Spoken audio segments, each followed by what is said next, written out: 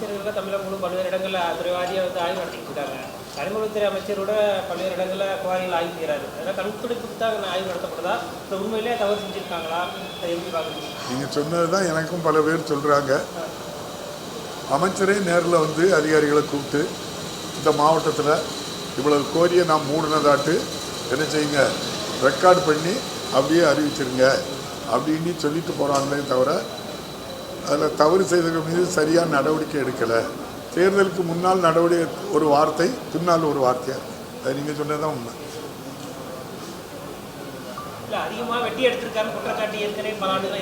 இல்லை, அதுதான் அவங்க முழுமையாக அதை நடவடிக்கை எடுக்க சொல்லியிருக்காங்க. அவங்க தான் எடுப்பேன்னாங்க, அதை எடுக்க சொல்லியிருக்காங்க. விஜய் வந்து திருச்சியில் பேசினாரு,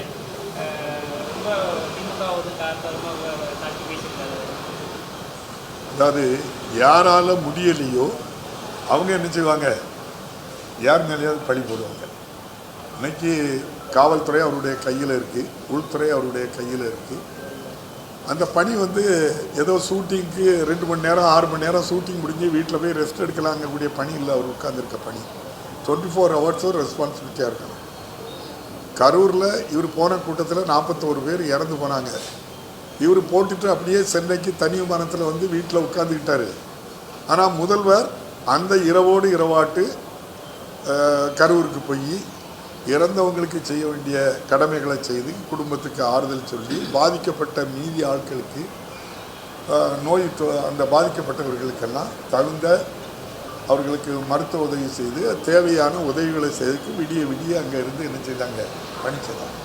அப்படிப்பட்ட பணியை மாண்புமிகு முதல்வரால் முடியலை அப்படின்னு சொன்னால் முதல்வர் என்ன செய்யலான்னா, உள்துறையை ஒரு தகுதியாக நம்முடைய அமைச்சரையில் ஒரு ஆள் கையில் கொடுத்துட்டு ஒரு ஒப்புக்கு சப்பாக ஒரு டிபார்ட்மெண்ட்டை வச்சுக்கிட்டு இருக்கலாம். அல்லது 24 மணி நேரமும் அதில் கான்சன்ட்ரேட் பண்ணி நாட்டு மக்களுக்கு பாதுகாப்பு கொடுக்கணும், சட்ட ஒழுங்கை பாதுகாக்கணும், பெண்கள் சிறுமிகள் பாதுகாப்பு கொடுக்க வேண்டிய கட்டாயம் அவருக்கு இருக்கிறது.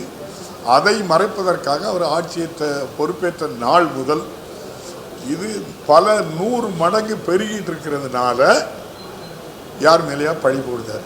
அதுதான் அவருடைய இயலாமையினுடைய வெளிப்பாடு தான். நீங்கள் எந்த முதலமைச்சராவது வாயில அப்படின்ட்டு சொல்லுவாங்களே, யாராவது அப்படியே வந்து அந்த அல்லு சில்லு கட்சியை தான் 25 பேரை ஓட்டு போட வைக்கி புஷ்பா பட பாணியில் சோபா செட்டை முன்னுக்கு அனுப்பிட்டு அந்த வீட்டில் போய் சாலுவை போட்டு மரியாதை பண்ணிட்டு இவரும் மரியாதையை வாங்கிட்டு டீ குடிச்சிட்டு வந்தார்.